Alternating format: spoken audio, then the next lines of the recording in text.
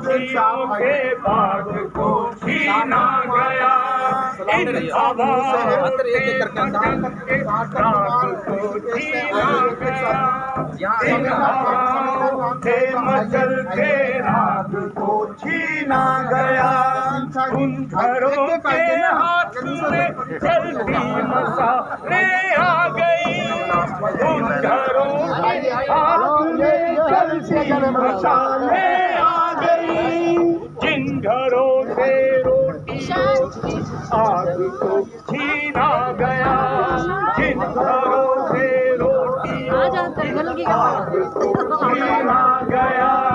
अब उठाओ हाथ दुनिया देख ले, अब उठाओ हाथ दुनिया देख ले, आग की बरसात देख ले, आग की बरसात दुनिया देख ले, जुल्म को दो मात दुनिया देख ले, जुल्म को दो मात दुनिया देख ले, दो सही का साथ दुनिया देख ले, दो सही का साथ दुनिया देख ले, जुल्म को दो मात दुनिया देख ले, जुल्म को दो मात दुनिया देख ले, जुल्म को दो मात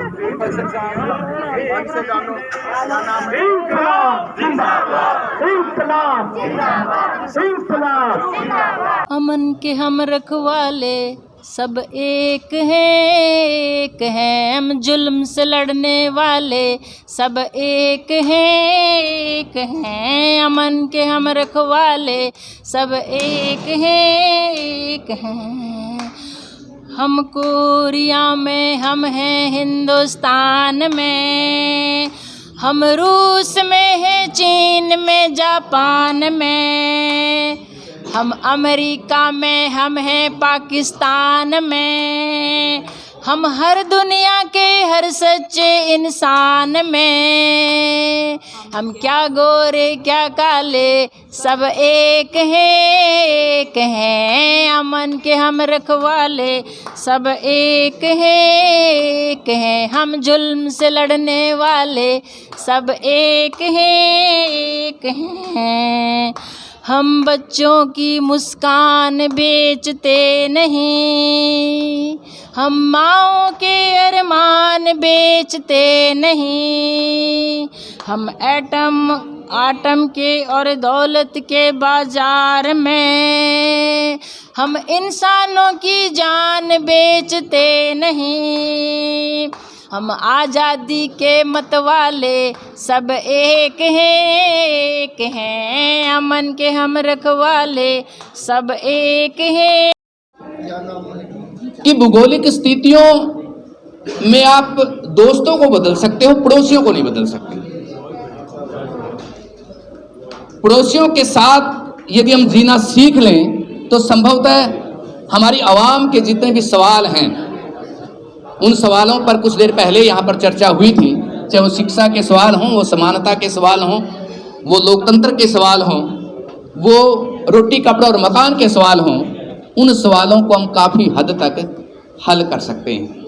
नीरज ने एक बार कहा था कि काश ऐसी भी मोहब्बत हो इस देश में, काश ऐसी भी मोहब्बत हो इस देश में कि जब मेरे घर उपवास हो तो तेरे घर रमजान हो, और ये महज भी झगड़े खत्म हो जाएंगे एक दिन अपने आप। ये महज भी झगड़े खत्म हो जाएंगे एक दिन अपने आप, अगर आदमी और कुछ ना हो बस इंसान हो।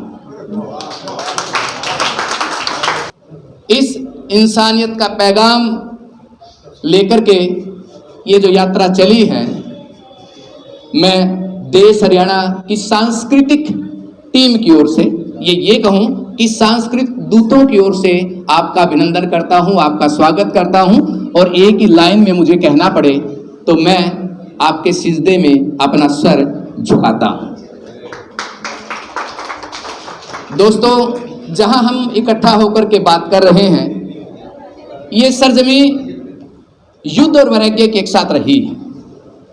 यहाँ पर कहते हैं कि मैथोलॉजी में कोई महाभारत से बड़ा युद्ध नहीं था, और युधिष्ठिर जब युद्ध जीतने के बाद हस्तिनापुर में प्रवेश करता है और हस्तिनापुर प्रवेश का जो दरबार है उसको देखता है कि यहाँ तो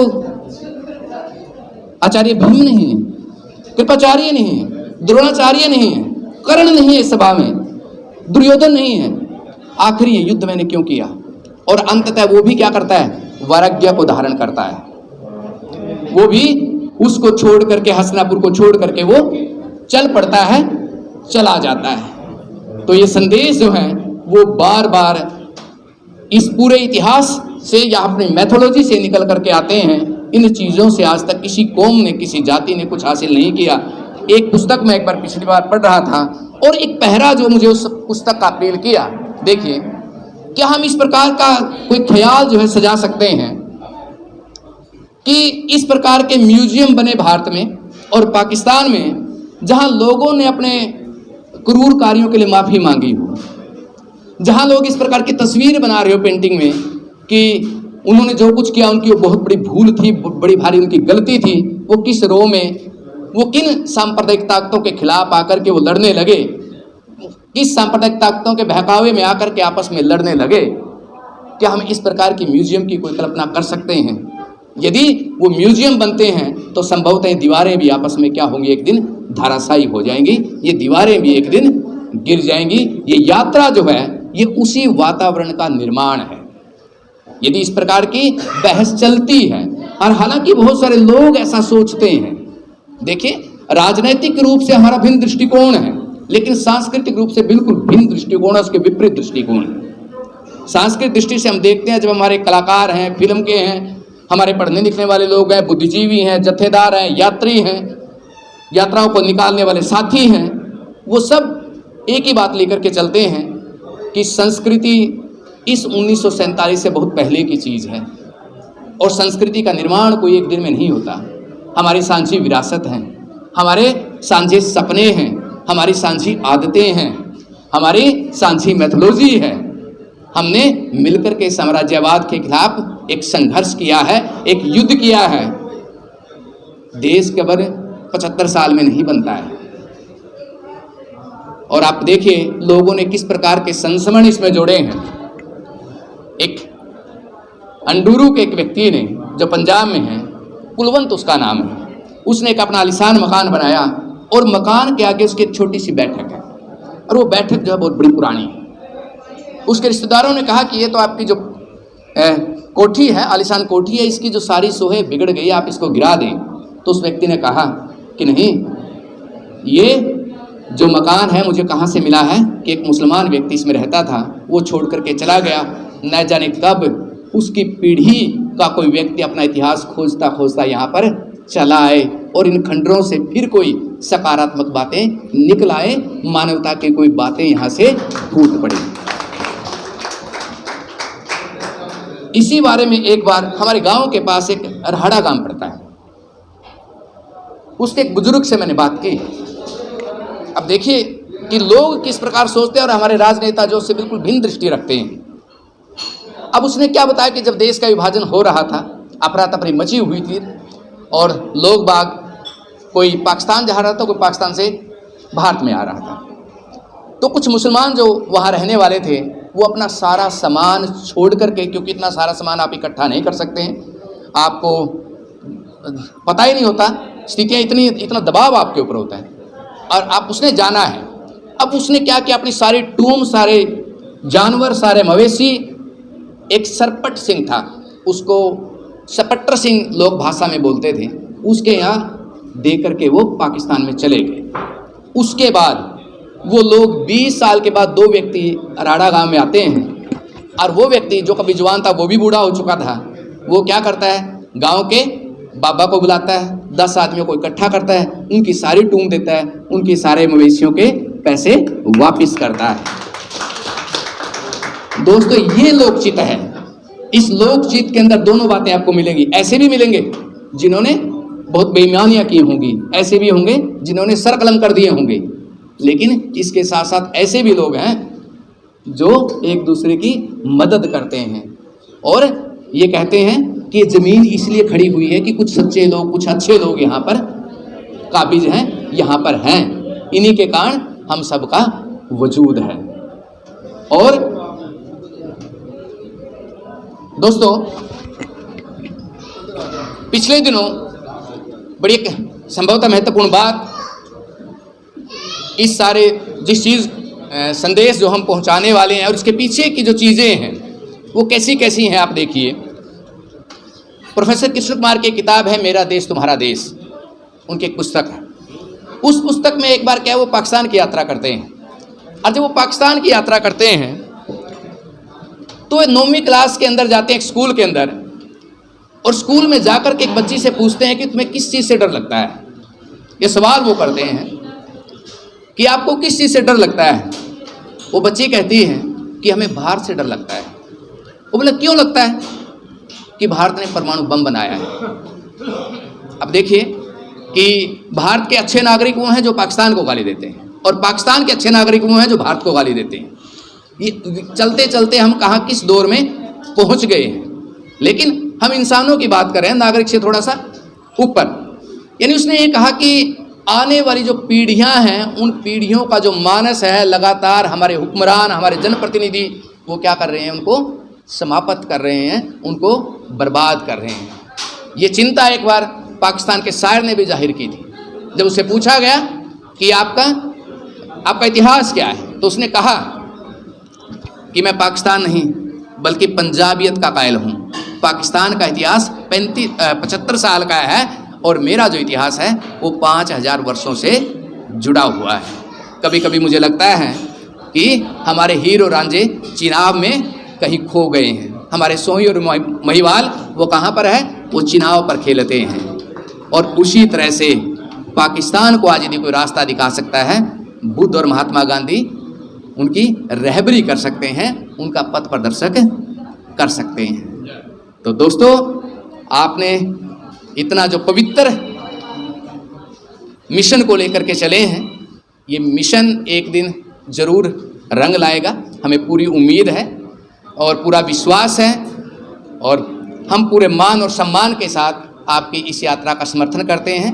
ये यात्रा केवल यात्रा नहीं है, ये न जाने कितने विचारों में ढलेगी, कितनी भावनाओं का रूप लेगी, और न जाने कितनी कथा और कहानियाँ बनकर के ये आसपास के लोगों में फैलेगी, और इसका कोई न कोई रंग बनेगा।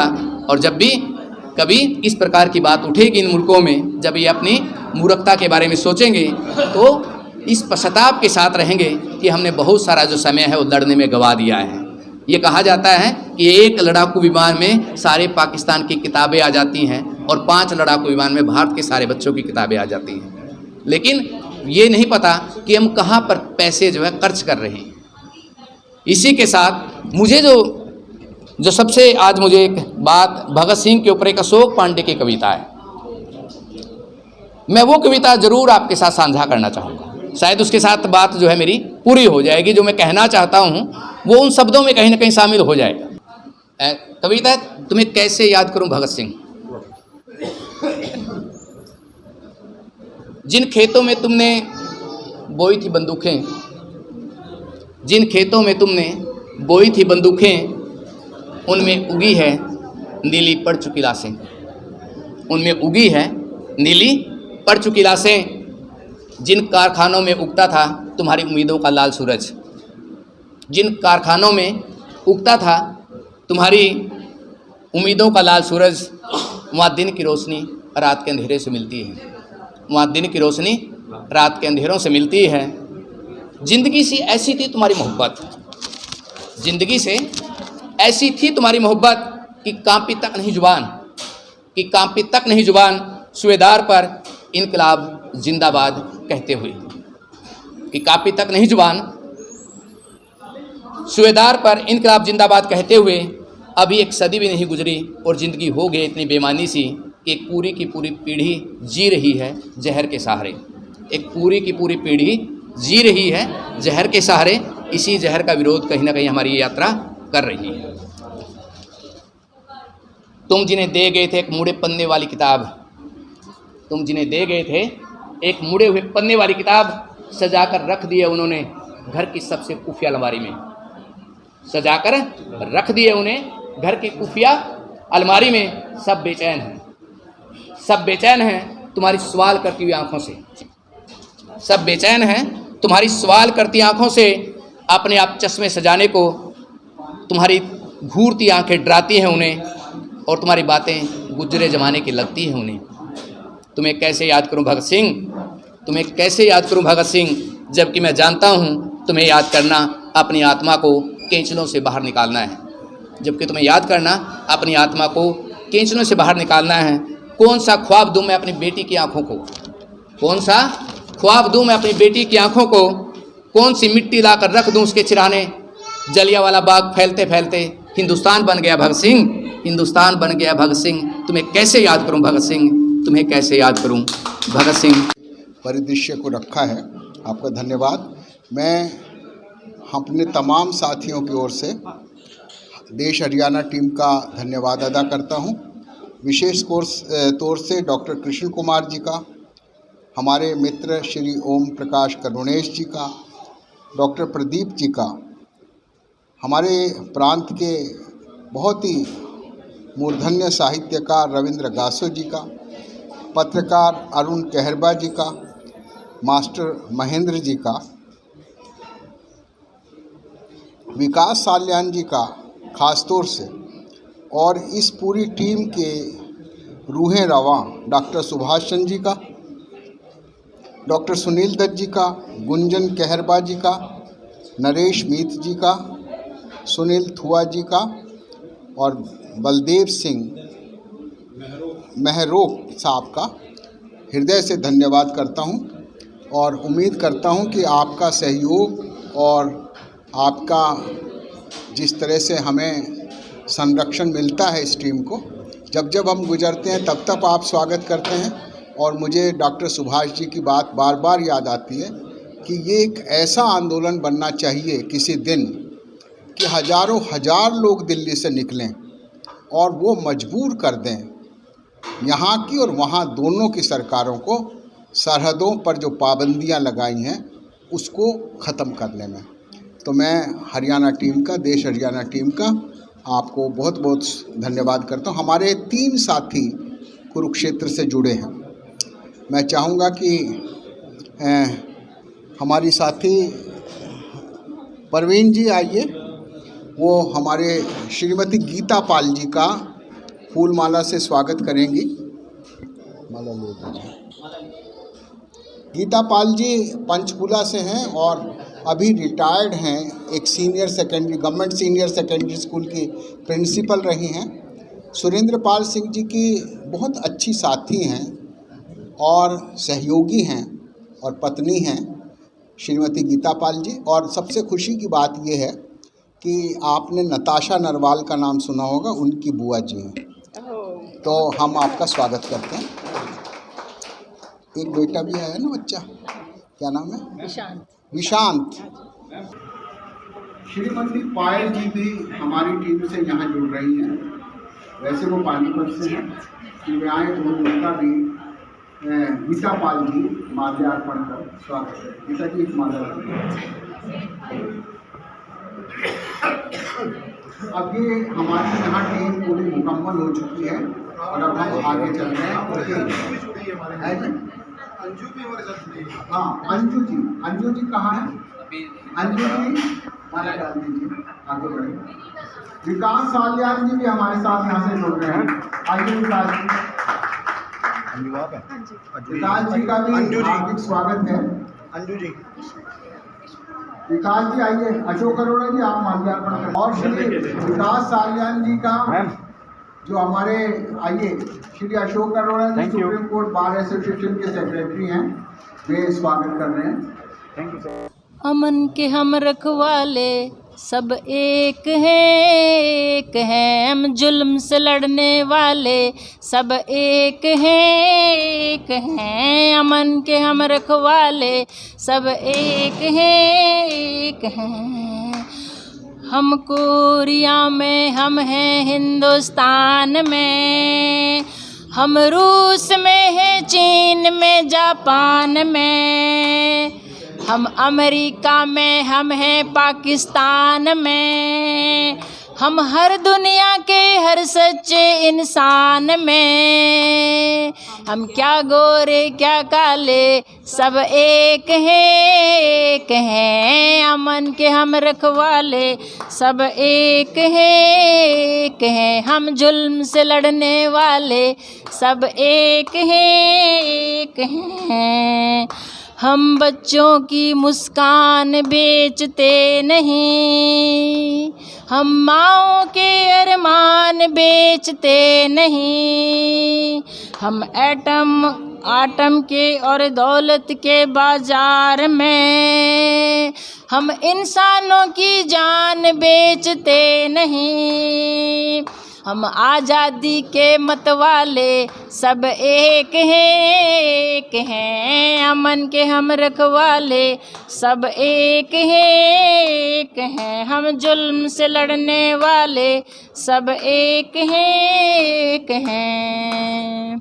इन बस्तियों को जगमगाना है सदा, इन खेतियों को लहलहाना है सदा, इन बस्तियों को जगमगाना है सदा, इन खेतियों को लहलहाना है सदा।